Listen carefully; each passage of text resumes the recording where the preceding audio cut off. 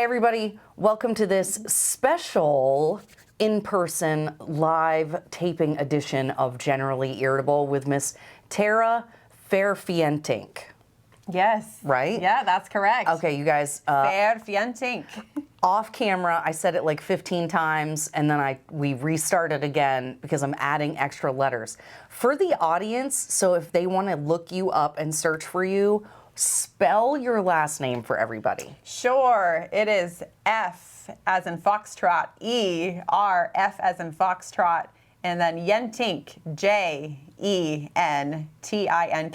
Ferf Jentink. It's a Dutch last name. I love it, because that's going to be one of the things that's so important is for people to find you, find your messages in various places around the internet, and share. One of the reasons that I'm so excited to have Tara on today is this fierce warrior's heart that she has to fight for not only her children, but Vermont's children and children across the country. We're seeing an unprecedented, in my opinion, overreach of the state, school districts, and various municipalities around the country that believe they have more rights to your children, that believe that they can better serve, protect, and raise your children than you can. And, you know, Tara, I had probably 3 or 4 different people all at once say, you have to have Tara on the show. You have to talk to this woman. She is fighting the gender ideology things that we're seeing in our schools. She's really stepping up in a way that we aren't necessarily seeing parents step up. Correct. And so if you would, Tara, just share with me and with our viewers a little bit about what's going on in Ferrisburg, Vermont. What happened that sort of triggered you getting involved in the fight? Yeah, thank you, Erica. Yeah, it's been a very interesting journey. I think a lot of parents are very unaware as to what is going on behind closed doors. My 3rd grade daughter, I have a 3rd grader and a 1st grader at Ferrisburg Central School. And my 3rd grader started coming home and sharing with me verbatim what she was learning behind the scenes. So it started with health class. Wait. So, okay. So just to be clear, this was crazy to me to hear that 1st graders and 3rd graders would be having a health class. Because we didn't get that until 10th grade, high school, when I was in school. But keep going. So they have health class in elementary school. Yes, they have health class, and I'm not against, health class or learning about the body or, different things, healthy living and all those different types of things. But when the overview of sequence and scope was brought home and given to the parents, the issue here, Erica, is that what was on the overview of sequence and scope was not exactly what was being taught in class. There were things being taught without parental knowledge or consent. Okay. So can you give us an example? Absolutely. So my daughter came home and she said, Mom, did you know that if somebody is unsure of their gender identity, if they are a niece or a nephew, we now call them enabling. Oh. It's now a universal term that we call them enabling. And if an aunt or an uncle is unsure of their gender identity, we now call them an uncle. We combined the terms aunt and uncle. So this was under the first month of health class this year, and the topic on the overview of sequence and scope had to do with genetics and family. I don't understand okay. So what does this have to do with health, I guess, is my question. Why is introducing new words and new language a part of a health conversation with elementary school students? Yeah, to be honest, there's less of a focus on academics and more focus on a political agenda of gender affirming care. Yeah, that's what it sounds like. This isn't really a class about health. This is a class about we are trying to, I mean, I hate to use the word indoctrination because it's so loaded now, and I feel like people are using it sometimes in a way that's not real, but that really is what that sounds like. If we're not actually talking about health, if we're not saying, you know, here's what good to eat, we're teaching them new language. How do you see that as something other than pushing an ideology? Right, that's correct. And especially when it wasn't on the overview of sequence and scope and you're learning about it from your third grader coming home. My daughter remembers things very well. And so even last year, I asked if I could sit in and observe health class. And the principal last year was a different principal. And he allowed my children during a portion of the year to sit out, which was great. Women's Safe is an external group that comes in to teach the children, kindergarten through 6th grade. And Women's Safe? Women's Safe is the name of the group. Okay. And that is something that the district has been willing to allow our children to sit out from. Okay. But what is happening is ideologies are being slipped in throughout the entire curriculum. And so this class is not actually being taught by educators, or do you know, is that group, are they actually teachers? Because I was pretty sure, family members of mine that are in teaching had to get a degree, they had to be fingerprinted, they had to go through a whole process before they were allowed to teach children. Do you know if this organization is kept to that same standard? I am unsure as to those details. Okay. They do come in and teach our children. That is creepy. I don't know if you guys can hear the F-35s going by, but that's the sound of freedom, ladies and gentlemen. We may have to take a break at some point just because it gets really loud and obnoxious. Okay, so we've got this outside group coming in teaching health class to elementary school students. So did you get to sit in on the class? So I had to ask permission from the district superintendent last year, and the answer was no, you're not allowed to come sit in on health class. Why? It has to do with certain privacy policies of the district, and they also stated that federal law, FERPA, F-E-R-P-A, FERPA law is a privacy policy that is supposed to protect the children in the classroom. From their parents? I don't understand. What is that? Yeah, so that's exactly how I felt. You know, I said to the district superintendent, I said, hypothetically, I would have no issue with you as the district superintendent or a teacher, you know, being invited over to my home to observe how I, speak to my husband, teach my children. Yeah. I have nothing to hide. It seems as though what is being hidden. That's okay, hold on. So backing up a little bit again. I mean, I remember we had parent aides back in the day. And I know they do have that still in Texas. You can go as a parent, be a teacher's aide and help out in the classroom.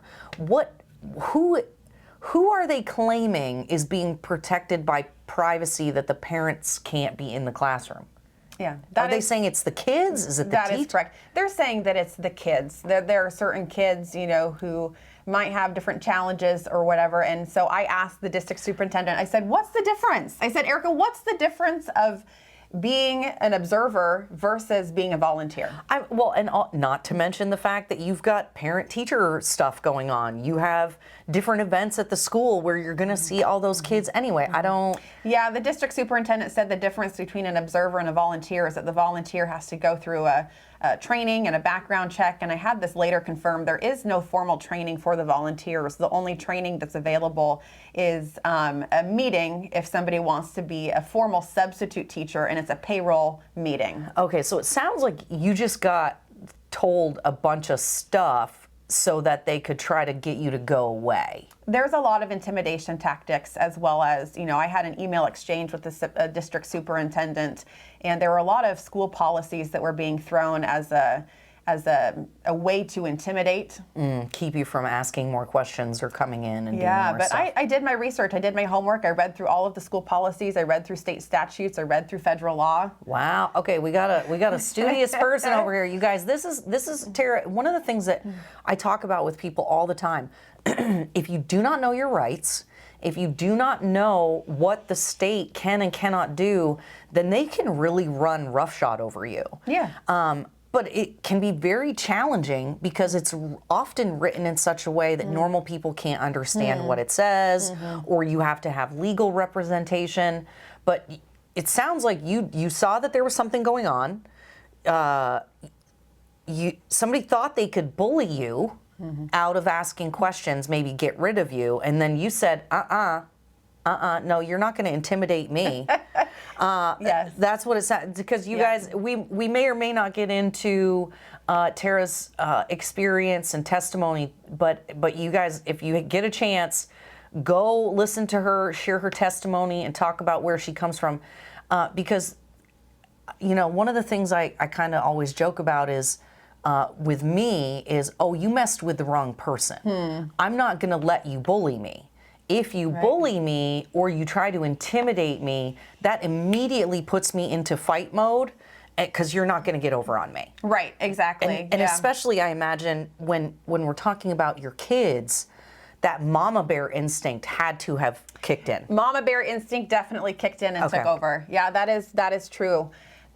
So when my daughter came home and started telling me what was being discussed behind closed doors without parental knowledge or consent, I figured out at that point in time, I had no idea. A couple other families were already withdrawing their children from that health class. Oh, wow. Okay. So you were not the only one. So I was not the only one. And so myself and another mother had a in-person meeting with Ferrisburg Central Schools principal and district equity coordinator, which up until that point, I did not know that title existed. Okay, so this is I'm always so taken aback about when I hear, so Ferrisburg, you guys, is not a big town. Nor is the area very well populated to begin with. Yeah, it's Addison Northwest School District, and so she's the equity coordinator for the entire district. Okay, so it's not like, okay, good. I mean, I shouldn't say good, but at least it's not like for the elementary school. At least it's for the entire Addison School District. That makes it less annoying. But anyway. Right. So the Ferrisburg principal and I have a mutual respect between one another, even though there's a huge dividing line drawn in the sand as to where we both stand. She's new to the school this year. I have a lot of care for her as a person. So every single conversation has been very diplomatic. It's been loving and kind, but it's been firm with what we expect as parents. It has to be. And so I sat there with this other mom as my witness, and the principal and the district equity coordinator, I said, where is the transparency? When I called them out on the lack of transparency, it wasn't until that moment that the principal stuttered and said, well, we're being transparent with you now. Oh. Don't look at everything we were doing. Just consider what's happening now. That is always, that's another tactic. Let's divert from the problem.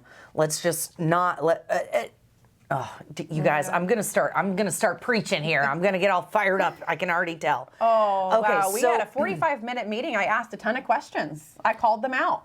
And so what came from that conversation? Yeah. So, I even asked the question, I said, some parents feel that the age appropriateness of this material is too heavy for children. Correct. And the principal responded, she said, Tara, I believe that it's too heavy if they don't know. So she gave a personal experience as to why she felt that it was, too heavy if they did not know this material and information about gender ideology and sexuality. Yeah. So let's be clear about what she said. Yeah. That it's too much for them not to know. So it's gender ideology. It's comprehensive sexual education. So that includes gender ideology, that includes transgenderism, that includes LGBTQIA+, that includes Woman Safe coming in at the kindergarten level. They are bringing in naked baby dolls with anatomy, with the whole entire genitalia on the baby doll for the male and for the female.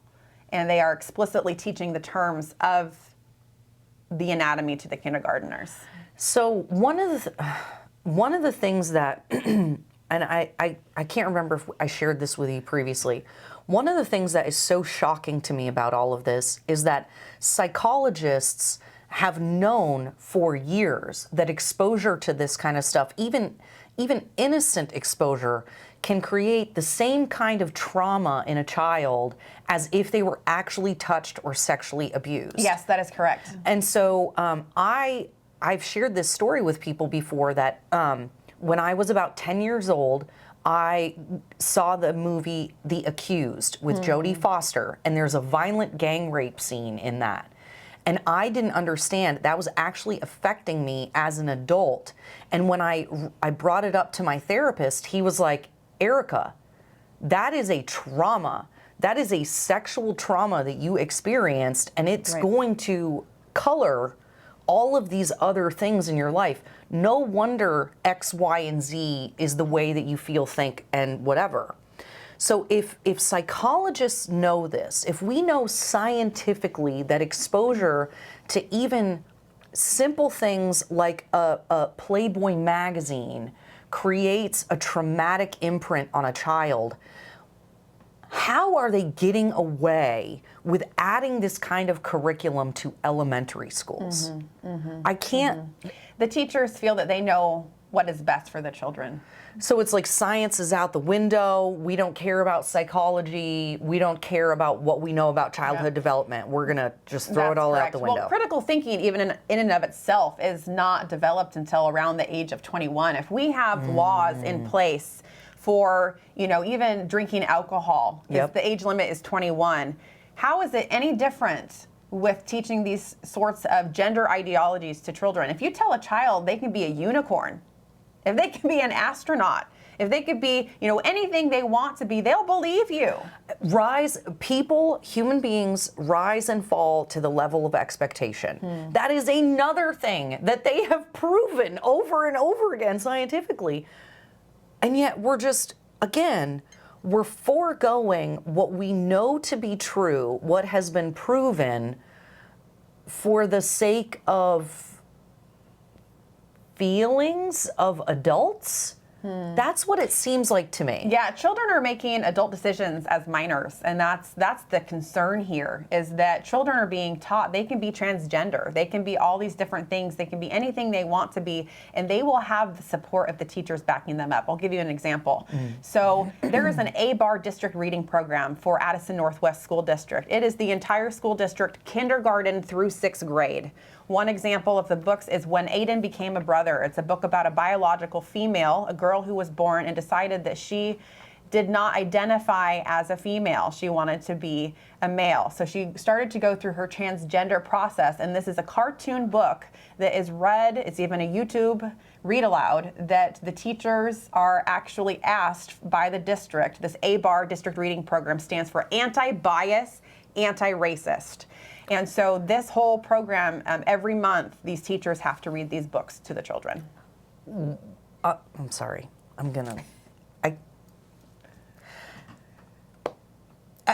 Okay. This is what I told you guys. I was like, oh God, talking about it makes me so mad. When you start, not even talking about just the gender stuff, but when we start introducing these ideas of racism, of prejudice, of oppressed and oppressor, aren't we just offering up things to be considered that kids would not have thought about otherwise? Yeah, it gets their minds thinking. It gets their minds wondering. I mean, this is a billion-dollar industry with pharmaceutical sales and procedures. So there is an agenda behind this, but there also is the fact that, the principal said, I've known people who identified as something else. And had they had the support back then, I am not against the LGBTQIA plus community. I want to say that here right now. I have compassion and I have empathy for them. They are people who want to belong and be accepted. I told the principal, I said, this is not my issue. My issue is that you are teaching things to my children without parental knowledge and consent, first and foremost. And secondly, the lack of transparency. At least tell the parents what is being discussed behind closed doors so that we can have roundtable discussions at home. But isn't that the whole point, is that they're saying you can't be trusted, which is why there is a bill, as an example, in Vermont that says that the teachers and the school can keep information from the parents. That's correct. They believe that the schools believe, the teachers union, the national school board, whoever it is, believes that you as the parent cannot be trusted, and therefore it's okay to lie to you and for the school district, the administrators, and everyone else in the school to know things about your children, Yes. to know whether violence is happening in the school. They don't think you as a parent can be trusted with that information, and it's like they're trying to keep the children safe From the parents. from their parents, as if they know better what a child needs and will be there to suffer the consequences Right, with them. absolutely. Parents' rights are being usurped, and this is not just happening here in our state of Vermont. It is happening nationwide. I'm actually That's right. native to Portland, Oregon, and I'm hearing examples of things happening at schools in the district from teachers and people who are behind the scenes saying that bills are being placed into action that are turning into laws that allow children to receive gender-affirming care, even from the school nurse. Oh God. Okay. So this is, I think, part of what makes it so egregious and gross to me is these, okay, we're giving hormones, okay? When you mess with a person's hormones, it creates a cascade of other problems and consequences in the human body. And so that's why even, there's a push to have birth control over the counter. And I'm like, that's estrogen and progesterone and things like that. These things, number one, cause cancer. They change the brain chemistry and the way that things develop. It's not just about your sex organs being messed with. Right. It affects your thyroid, your pituitary gland. I mean, it will be detrimental in a way that cannot even be conceived of, and yet we're just throwing it around. Things that are prescriptions that cause cancer, that create blood clots. Sure, it's a form of sterilization as well. And so, yes, children are being targeted. Children are absolutely being targeted, and their minds are young, they're pliable, and so it is definitely an issue. So, okay, so we know this stuff is going on, right? Yeah, I want to give an example. May I give an example of, so there's Chloe Cole. I'm not sure if you've heard of Chloe Cole. Yes. Yep. Yeah. So here's an example of a 15-year-old girl who is now saying that she felt forced and coerced by her providers to receive a double mastectomy and hormonal substitutions to begin her transgender process. She's now 18 years old, desiring to detransition. And you know what's so crazy, as if the whole thing isn't crazy. I just got to even take that out of my vocabulary because it is just outrageous, all of it. I hear practitioners and nurses say things like, well, you can just put boobs back on. You can just add breasts back. And it's like, no, you can't. Right. So a mammary is a very specific thing that is intended to feed a baby. If you remove that, not to mention the not that your breasts are, having a major effect on your health outcomes, but you're just removing body parts that do stuff. Yeah, so Chloe Cole has a lawsuit going with Alliance Defending Freedoms, I believe, at the moment, or it might be Liberty Counsel. Okay. Yeah, it's a legal national team. We'll look verify it up. We'll put it in the description. Yeah, so Chloe Cole is asking others to join her. She wants to detransition. She said, I made an adult decision as a child. And that's what is most important for us, I think, to be talking about. I don't remember. It was somebody from Vermonters for Good Governance I was talking to who said gender transition as a child cannot be informed consent because they haven't, to be maybe crude about it, they haven't had an orgasm. They haven't had an orgasm and they haven't had sex. And so if you give a child hormones or gender affirming care that makes it so that they can never achieve climax or orgasm, then that is the definition of uninformed consent. They don't know what you're taking away from them. Yeah, correct. And we have another case in the UK, the Tavistock Gender Clinic. There's 1,000 families coming forth with children who have mutilated bodies from their transgender processes. And it's a class action lawsuit that is against the Tavistock Gender Clinic. Do you think the superintendent of Ferrisburg, if they had a student that was anorexic, who believed that they were too fat and therefore were starving themselves, do you think the solution from that superintendent, from that school district, from the A-bar teaching, do you think they would encourage that child to go in for liposuction?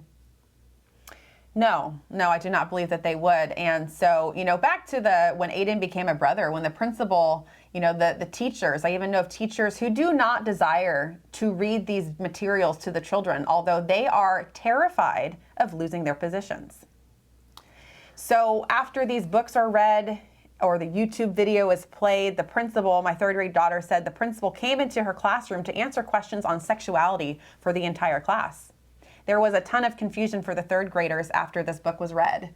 So, they had questions as how can a woman marry a woman and have a baby together? So the principal's answering these questions for the third graders.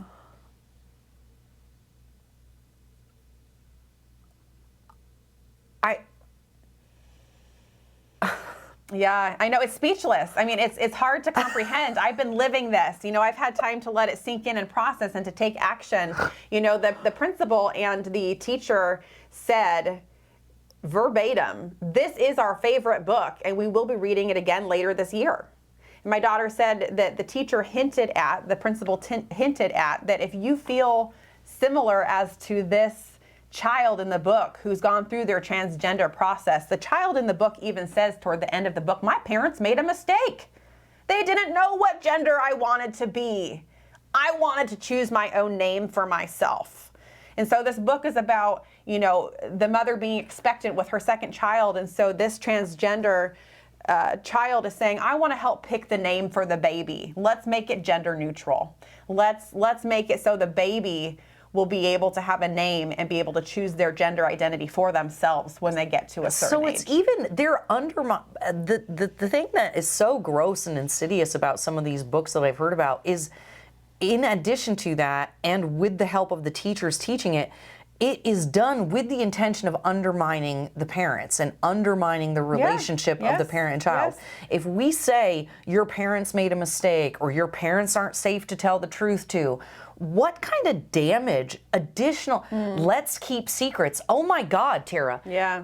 Oh my God. I know. If it was anybody else saying that to our kids, we would lock them up and say that they were a child molester. We would say that they were grooming the child. Yes. Why is it okay?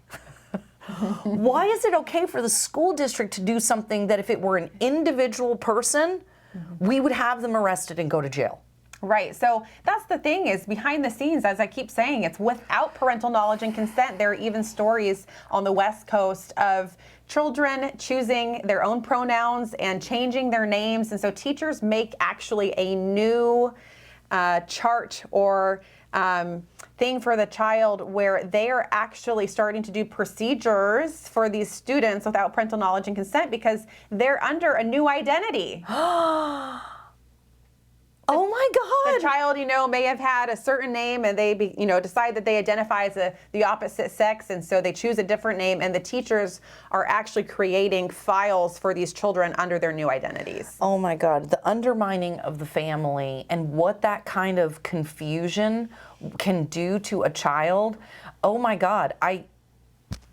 Oh, this makes me so sad. These poor little children, they must be so confused. Yeah. And think about, you guys, think about when you were a little kid. I don't know if you experienced this, Tara, but I will share that when I started my period, when I was a child, oops, I'm mushing my microphone over here, you guys. When I started my period, I was so angry and I was so frustrated. And I just remember being so uncomfortable in my body and nobody really talking to me about that. Nobody saying why it was beautiful to be a woman and all the benefits and how great it would be and that, yes, it's uncomfortable, but nobody talked to me about that stuff. I just remember being very bitter and frustrated and, because it's uncomfortable and it hurts and, whatever. If I had hit that age today, somebody would have said to me, well, the reason you're uncomfortable in your body is because you should have been a man, or you should have whatever, as if pubescence and growing up isn't hard enough. You know, boys and girls picking on each other.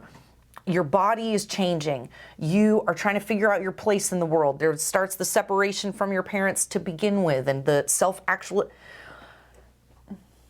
It's a lot. To add that much confusion to the process, and then also to say that your family is not safe, right? Your church is not safe, whatever group you are a member of is not safe. So you're already experiencing all these changes that are normal and uncomfortable, and now we're telling you you're unsafe on top of it. Right. What kind of sick, awful thing is that to do to a child? Yeah. Well, it's all about equity. It's all about equity, right? And so that was something that I brought up in the meeting with the principal and the district equity coordinator for Ferrisburg. I said, you know, it doesn't feel equitable for the families who desire to opt out of this type of curriculum and material. And are they not acknowledging, like, are they just totally pretending like this kind of stuff doesn't affect the kids negatively in any way? Or are they justifying in your conversations? I might be asking you to speculate here, Tara, but are they saying whatever damage it doesn't matter because there's this other benefit? Are they justifying it in some way? I think they genuinely believe that they are helping the children, and it's justified in their minds. Although, you know, so many research and statistics are coming out that children who go through their transition process, or teenagers who go through their transition process, even adults now who have gone through gender affirming care, they are not comfortable in their own bodies. Still. They say that it did not help. The physical procedures, the hormonal injections, the mastectomies, all of the rearranging of body parts has actually only increased their disdain and their hate for life because they are now in physical pain. Oh, God. Can you imagine? Oh, my God. I'm going to throw up. I'm sorry. When I think about the emotional turmoil, I get physically ill. I have a physical reaction because I know how uncomfortable I was.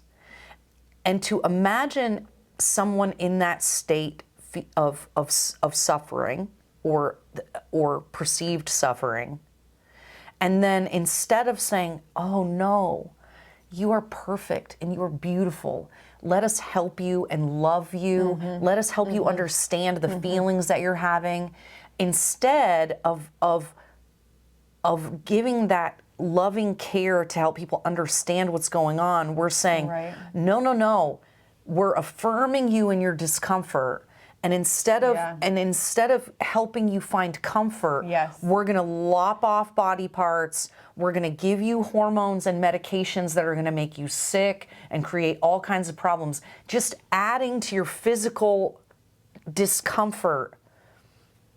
Right. How do they imagine that is actually going to help when it's really just adding more stuff to try to cope with? Right. Oh my God, the physical, you guys, I don't know if you know this, but even just the physical recovery for like breast implants and things like that, you can't lift things. You can't work for a month. You can't. Yeah. So yeah, even, you know, back to Chloe Cole's case, for example, it's crazy. There are laws, and there are even laws in the state of Vermont for counseling. If a child comes to a counselor, if somebody comes to the counselor, you have to affirm gender identity. You have to affirm. There's no redirecting. Children have one option, and they are being guided and directed without having informed consent. This is so gross. Okay, so Tara, now we've talked a lot about the problem, right? We've identified that this stuff is not good for children. We've identified that it is, in fact, going on. It's not just in Ferrisburg. It's all over the state. It's all over the nation. That's correct. Now, you, in the pursuit of transparency and understanding what was going on in the classroom, you actually had a lot of conversations with the administration, and they said some things and shared some things that are actionable. legally, right? That they admitted to behaving in a way where if you chose to take legal action, you could. That's correct. And so what I really want to dig into a little bit is what is that, and what were the things that they said, and then what are some of the actions that those parents listening across the country can then listen for and take action on? Yes. So would you share with the viewers a little bit about how those conversations with the administration went and what sort of egregious things that they admitted to? Yeah, so at the end of the meeting with the principal and district equity coordinator, and just to remind you, there was another mom as my witness, and we're pulling our children out of health class. Okay, so these are families pulling their children out of health class. And the principal said at the end of the 45-minute meeting, she goes, "We still have a problem." She said, "What are we doing about health class?" Oh. And she had to relay a message from the district superintendent to us. She said we needed to go to the district superintendent, but the message that she relayed was, if you do not put your children back into health class, you will need to find alternative schooling. We were verbally threatened in so many words to leave the school district. So if you don't want your children to have random people talking to them about their genitalia, you're not allowed to be in school. Or they would not be allowed to be in school. That is correct. We would have to find alternative schooling was what they were hinting at. Wow. Okay. Yeah. We could tell that the principal was very uncomfortable to deliver that message. Okay. She said she was delivering it from the district superintendent and that we would need to seek her out next. So I went to the district superintendent. I had an in-person meeting with her. And at this point, I had sought some legal counsel. And I learned that what they are doing is actually illegal and unconstitutional. So if a parent wants to choose to opt out, they need to provide those opt-out options. Okay. So And is it just health class that parents can opt out of, or is that supposed to be an option for anything?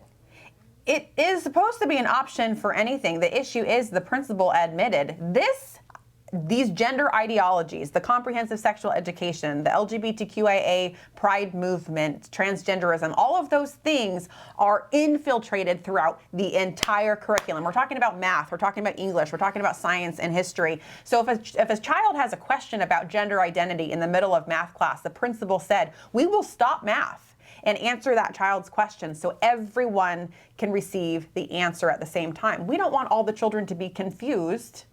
Wow. We want to answer their questions for them. And my understanding from educators is it really is being infused into the curriculum. It's in the way that the questions are asked. It's the book choices being made. It's all of these things. So when I had a meeting with the district superintendent, one of the first questions I asked her was, what is the name of the curriculum?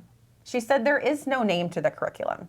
I said, could you please explain that further? She said, sure. She said, we have to, as teachers, we can make up our own curriculum, and we just have to make sure that it meets the Vermont Department of Education requirements and standards. The teachers are actually making up their own curriculum, which is typical. Teachers make up their curriculum, but this allows leeway and room for anything to be interjected.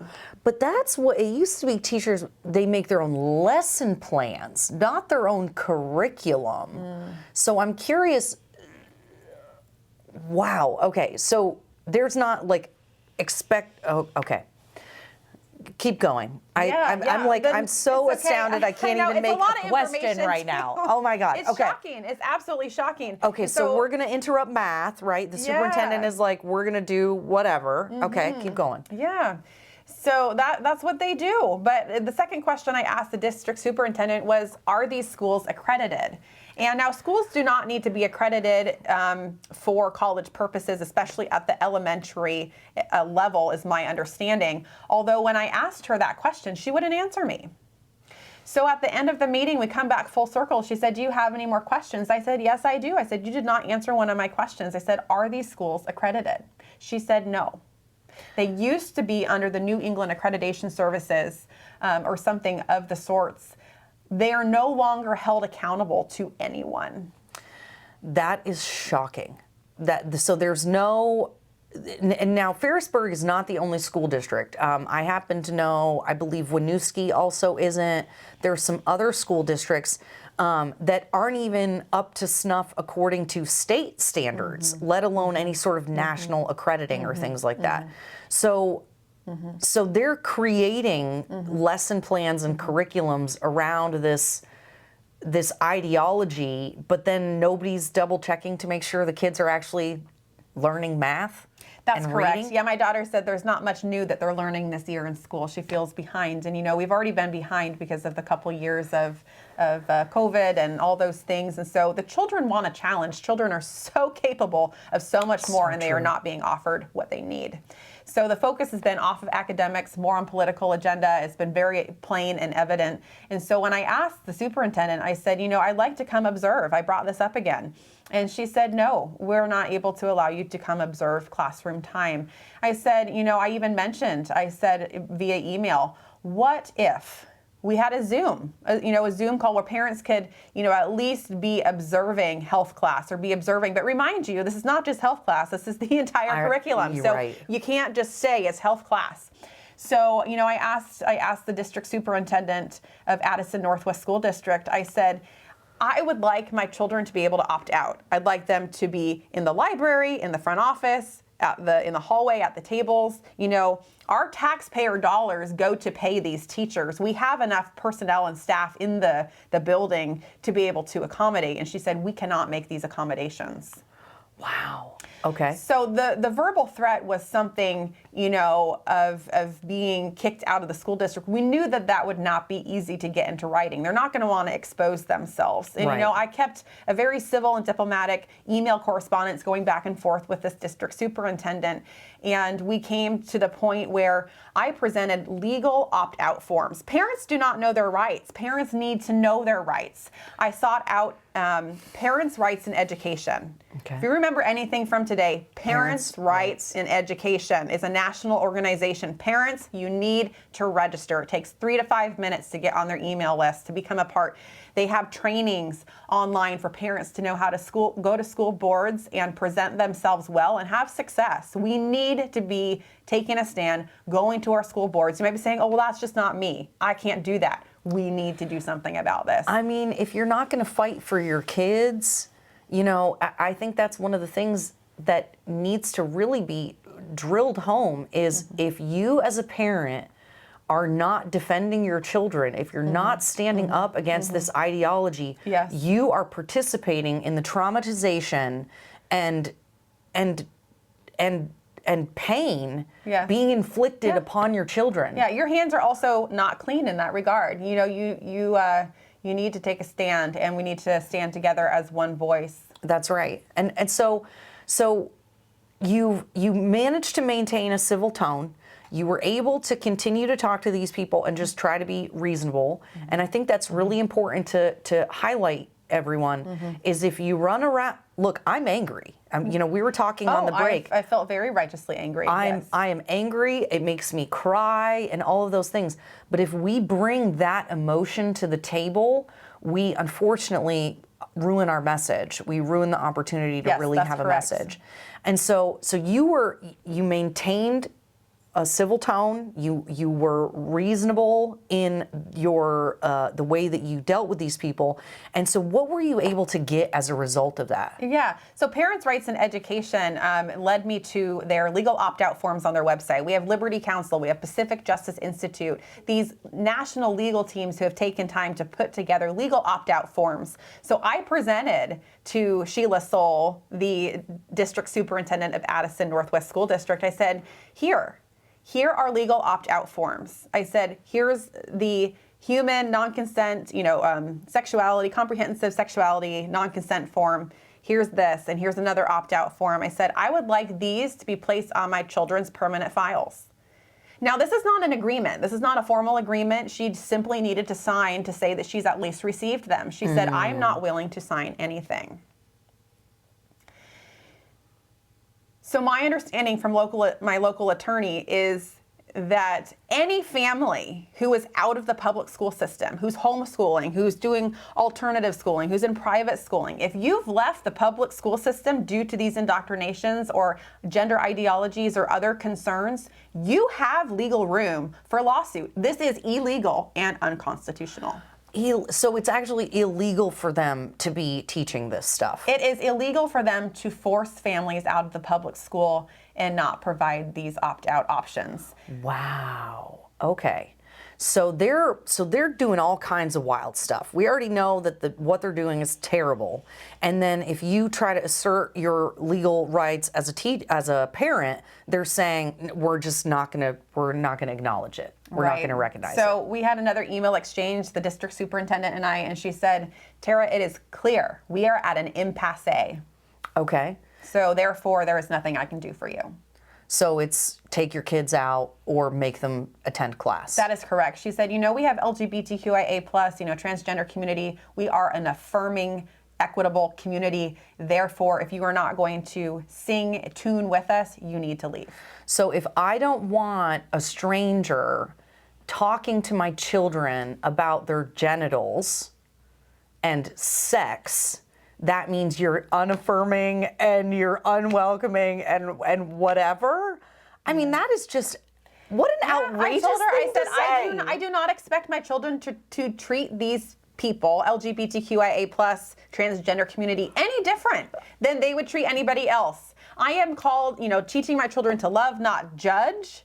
And I know it sounds like I'm being judgmental. That's not my heart here. No. My heart here is that teachers and the curriculum has crossed a definite boundary line, and it is affecting our children in a negative way. Well, and that's one of the things that, see, I keep saying that. What is one of the things? It's all good. The idea that if I don't want my child to be sexualized, that means I'm judgmental or mean or that I don't care about gay people or things like,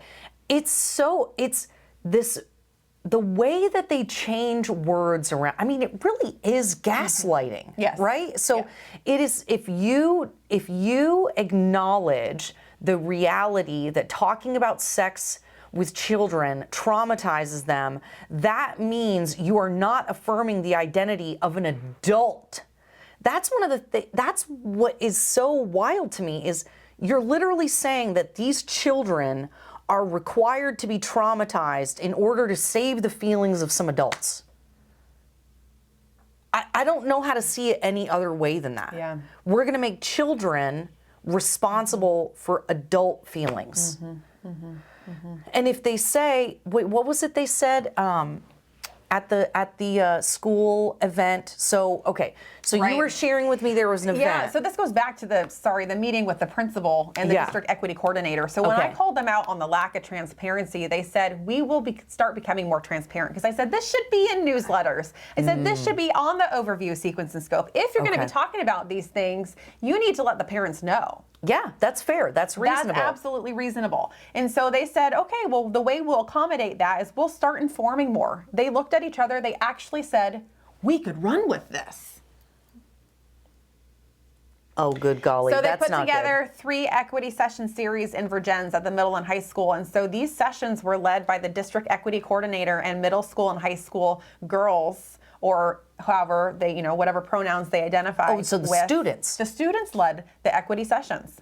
So the first one was supposed to be, who we are, where we are, as we are, something to that regard. And that one got canceled because there were not enough people interested, is what was told. And the second one is what I attended. And so it was very interesting. It was very informative because they did what they call a fish bowl. So they allow, the teacher, they're showing us a sneak peek into what is happening in the classrooms at the middle school and high school level. Okay. So the district equity coordinator would prompt and ask a question to the middle school and high school students who were participating at this equity session. And this was an invitation to the entire community. I did not see very many parents there. It was mostly the parents of these children supporting them. It was a few teachers. The district, some people from the district were there, but not very many people attended. And so it was very interesting to observe. And so when these middle school and high school students were being asked questions by the district equity coordinator, we were talking about equity in literature. Why do you think that equity in literature is important? And one of the girls was talking about her background of her parents being gay, and, had this been something discussed in literature sooner, she said that maybe children would be more accepting. And so they actually said, in so many words, that children are young and pliable, and we need to get them while they're young. Wow. Again, I'm not sure how that's not grooming. How is that not grooming? If they're openly saying we need to start having these conversations younger, that is literally for the intention of shaping their minds. Yes. And the way that they think about things. Yes. Right. Isn't that the definition of grooming? There are middle school and high school students who do not want to participate in these things. There was Pride Week last year, and there are teachers who have now retired, and they said it was awful to watch. There was a student, flying his Trump flag while the rest of the kids have their rainbow flags, and students were crying and begging the teachers, make him take it off, make him take it off, because they wanted him to put away his Trump flag and come join them.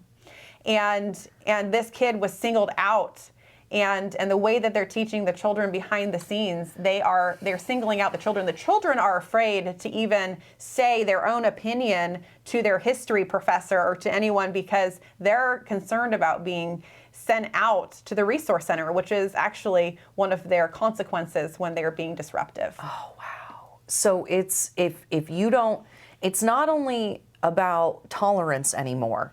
It's if you don't actively affirm, if you don't actively participate, correct, you're the problem. Correct. So there was a group of middle school and high school students last year during Pride Week who did not want to participate in any of the Pride activities. And so there was a teacher who was there to try to assist these students, give them a way to opt out of these activities. And other teachers came and said, no, they need to participate. And so some of them were guilted and shamed into participating. The teacher actually started crying in front of the students, crying, you need to come participate. So a handful of these students who were opting out ended up leaving to join the Pride activities outside that they were doing. And they saw this other group outside playing Foursquare, they're not participating.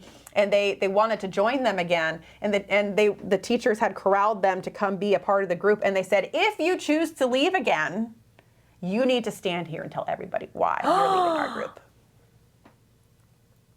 I cannot imagine that happening about anything when I was a kid. Right. It's actually teachers bullying students and not allowing them to think for themselves. Oh my God.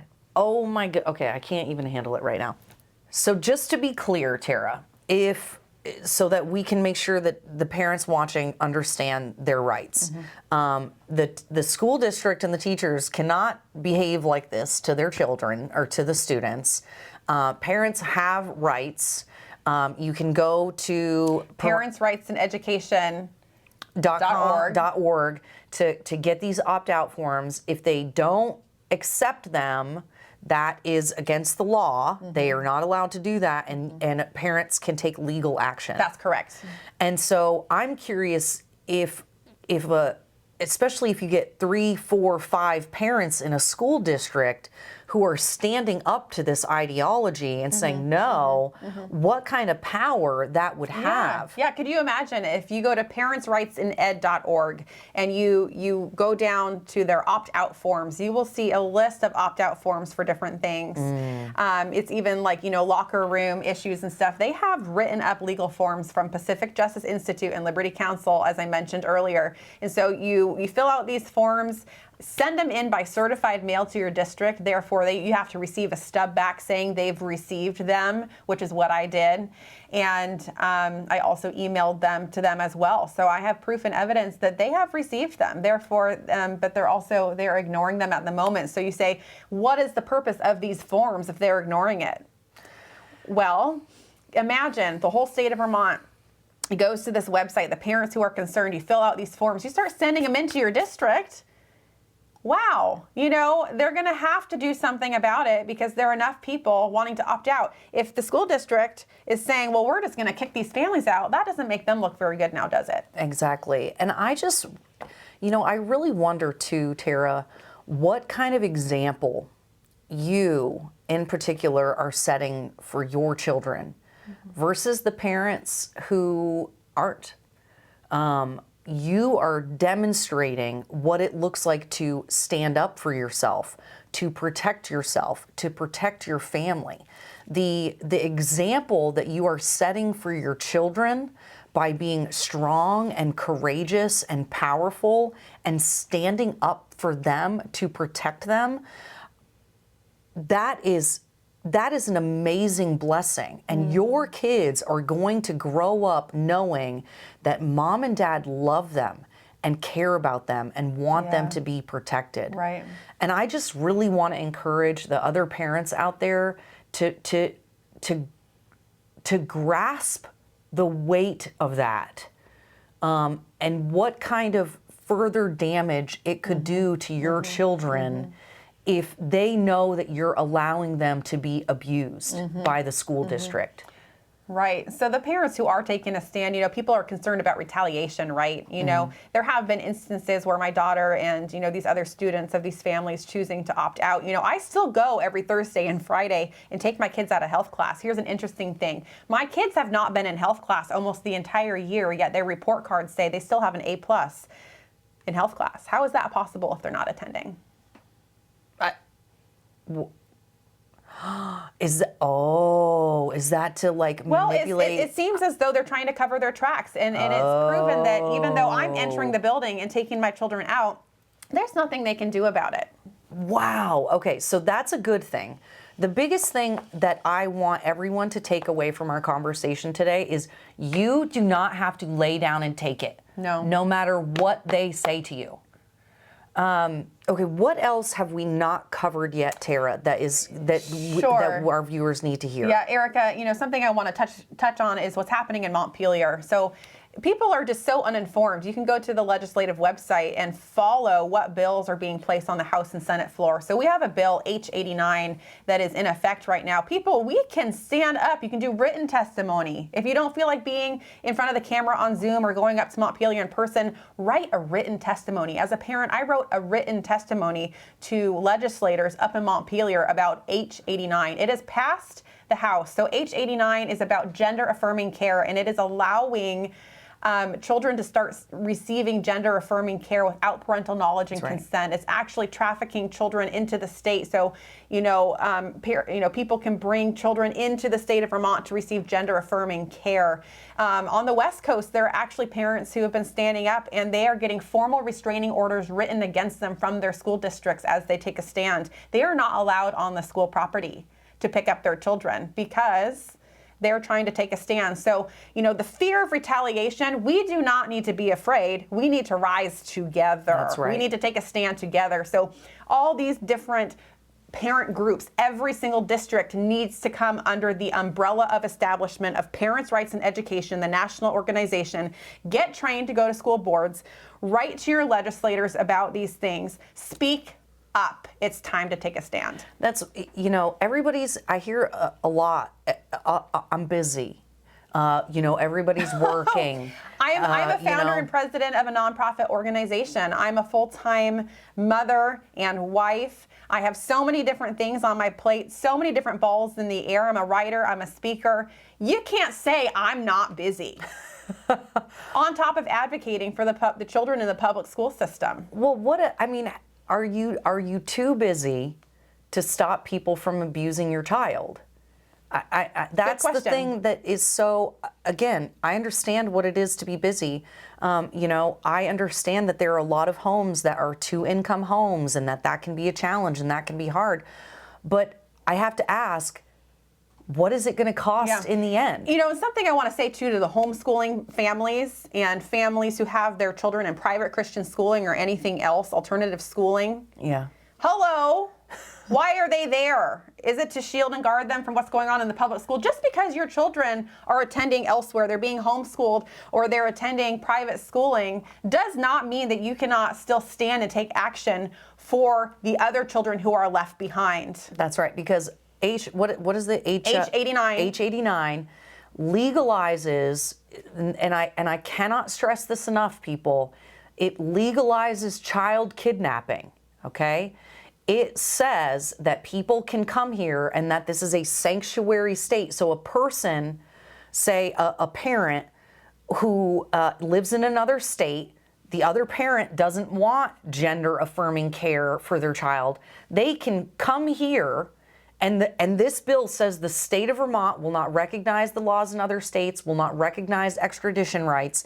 It literally says you can legally kidnap your child and start doing gender affirming care. And I almost feel like we should stop using that euphemism because it just sort of adds, it doesn't, why are we trying to be polite? Okay, what it does is it legalizes child kidnapping, sterilization, and mutilation.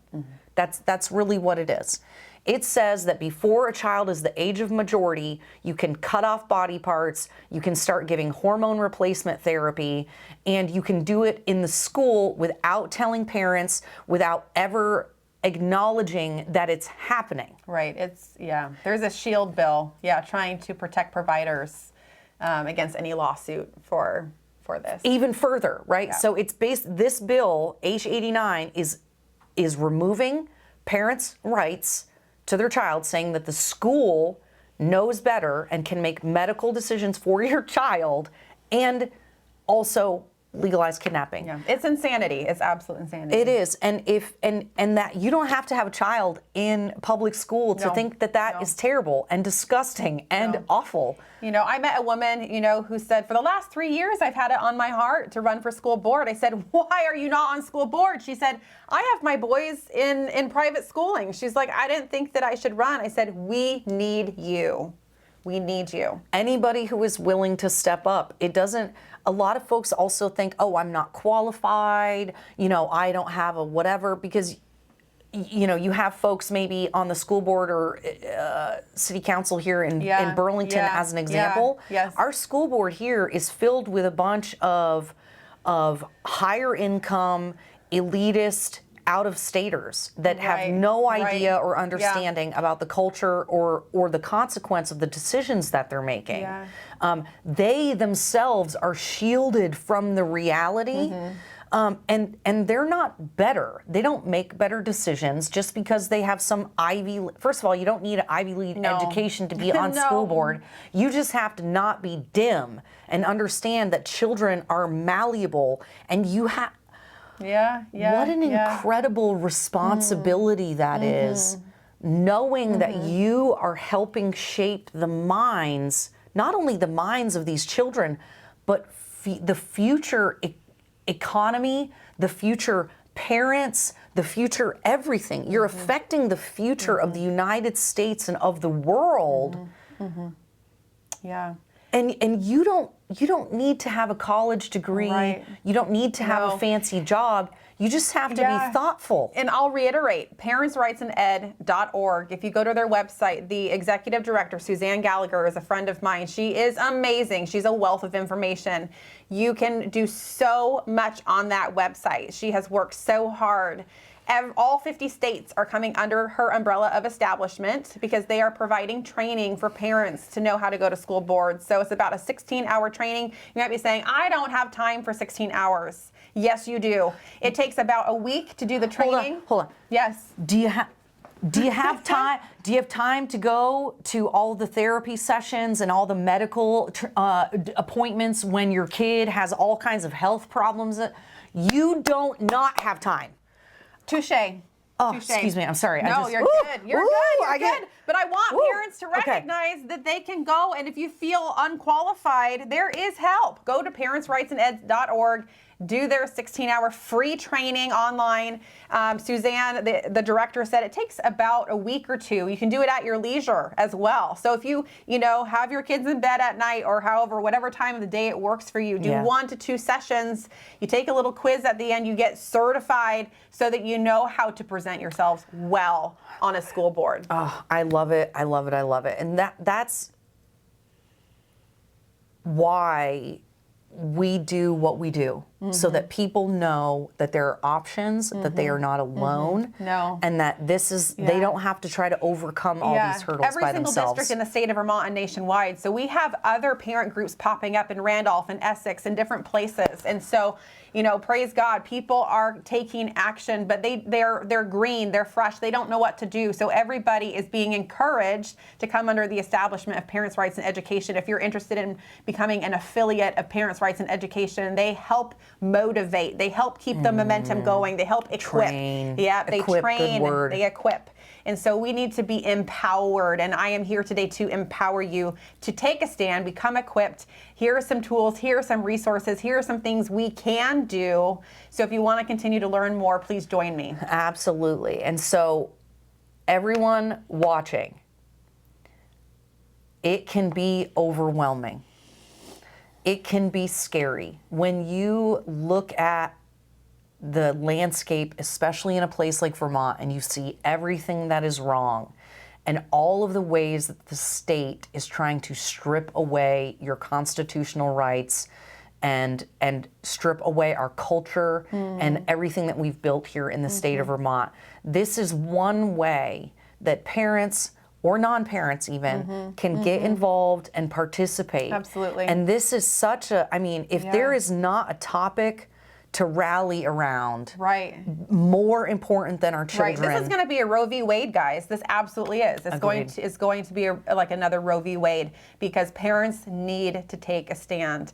And I am hoping that Vermont can take a stand and be a precedent, not only for the state of Vermont, but for nationwide as we rise together in unison. And so another thing my local attorney said is that, it's so important for parents to take a stand together, because as one voice we can. Absolutely.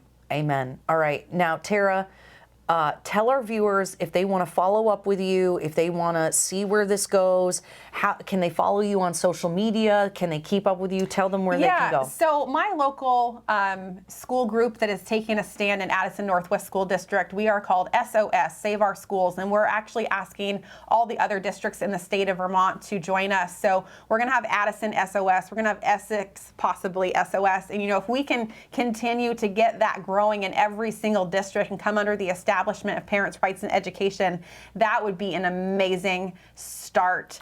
So we need to do that. We need to do that. And so becoming an affiliate of Parents' Rights is definitely an assist. Well, and I imagine if this kind of movement came out of a place like Vermont, how much more powerful that will be on the national stage for a liberal state like ours to take a stand and say, no, no, absolutely not. We love everyone. We accept everyone. We want everyone to have to experience tolerance and acceptance of who they are as a human being, but that does not mean that we hurt people in order to accomplish that. Right. And I think that heart in the culture of Vermont can be maintained, that loving acceptance of everyone for who they are and how they show up to the world. We can maintain that culture without hurting people. And we can do it with love, we can do it with grace, we can do it with kindness, because that is the way that we spread this message, you guys. If we come out, we can be angry, right? You and I, Oh, absolutely. we're angry. We are mad. I'm sitting here angry with a smile on my face, and I'm sitting here with a smile on my face because I know that we can bring balance back to the classroom if we choose to do something about it. Yep. And let's not meet hatred with hatred. No. Let's meet hatred with that. Yeah, you can't fight fire with fire now, can you, Erica? That is correct. That is correct. So again, parentsrightsandeducation.org. Everybody go check it out. Reach out to SOS. Yes. Is there, sorry, SOS will be coming under, we'll have our own Vermont link. So you'll go to Parents' Rights and their national website, and Vermont. So our school group will be coming under them. So we'll be posting things. We'll be posting articles. We'll be getting events started. So join us. Yeah, reach out. Be on the lookout for them, and find out more. Yeah. All right. Thank you so much, Erica, for having me today. Thank you for coming, Tara. I'm Yes. so grateful. Yes. All right. Bye, everybody.